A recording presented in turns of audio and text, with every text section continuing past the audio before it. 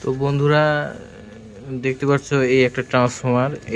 এই ট্রান্সফরমার হলো এইখানে হলো এটা 3 অ্যাম্পিয়ার। আর এরকম এরকম হোম থিয়েটারে থাকে হলো 1.5 অ্যাম্পিয়ার ট্রান্সফরমার। এটা 2030-এর বোর্ড। আমি বোর্ডের নাম্বারটা দেখাচ্ছি। 2030-এর বোর্ডের নাম্বারটা দেখো, আইসি নাম্বারটা দেখো, দেখা যাচ্ছে।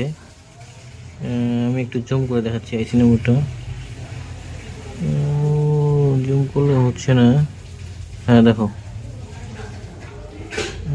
জুম।